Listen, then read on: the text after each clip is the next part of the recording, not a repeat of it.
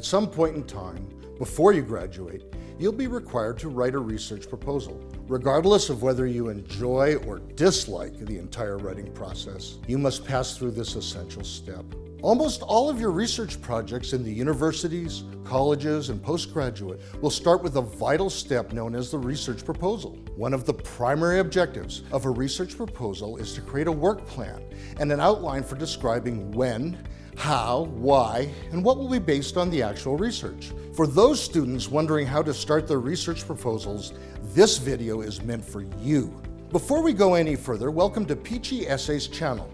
If you're a subscriber, we thank you for your continuous support, and we hope that the content that we produce has dramatically helped you on your academic journey. If it's your first time, please subscribe and hit the notification bell to ensure that you are updated each time we upload new content. Also remember to share this channel with your friends and family. One of the primary objectives of your research proposal is to reflect on the feasibility, relevance, context, and approach used in academic writing. It's essential for the writer to try and understand what the four words entail. Writing a research proposal isn't easy, and most students don't like the entire process since it's long and tedious. However, in this video, we'll make the entire process easy and simpler to understand. One thing you should never forget is that the general format for writing a research proposal may vary.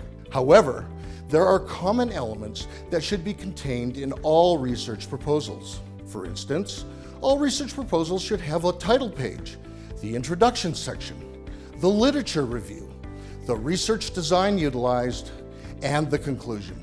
We shall go step by step on what should be included in each of the above elements. Your title page is the first thing the reader comes into contact with when they see your research proposal. It should contain the title of your proposal, institution affiliation, course, department, and date. However, since the format may vary in different learning institutions, it's essential for a student to check with their department and see whether there are specific requirements they should follow. Your introduction is the second essential element. You may consider using hook sentences that will capture the reader's attention and maintain it throughout the paper. Your introduction paragraph is where you inform the audience of what will be discussed in your research proposal. Ensure that you also include a thesis statement in your introduction, and there's evidence supporting it in the body paragraphs. You may consider responding to the following questions before starting your introduction. How much information is known regarding the discussion topic? The research questions you're seeking to answer, and who your audience is. A well-written introduction shows the reader that your paper is worth their time.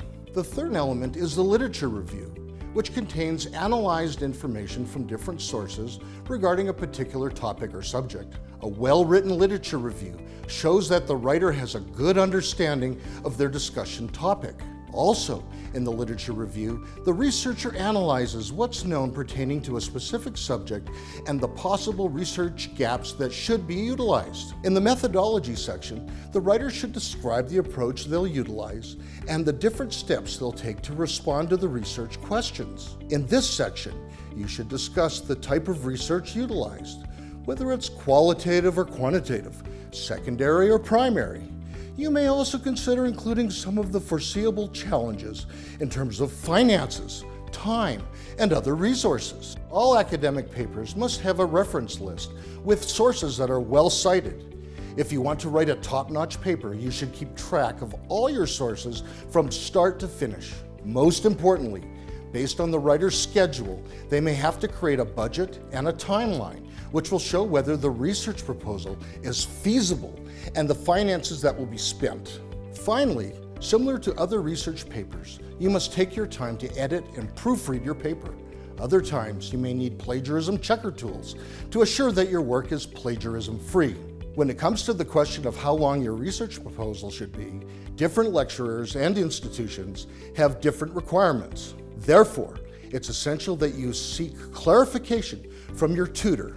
Generally, research papers for high school and undergraduate students are short. However, PhD dissertations tend to be longer and more detailed. Now that you have a better understanding of all that's required when writing a research proposal, nothing should stop you from scoring excellent grades through your proposal. Thanks for watching, and let's meet in the next video.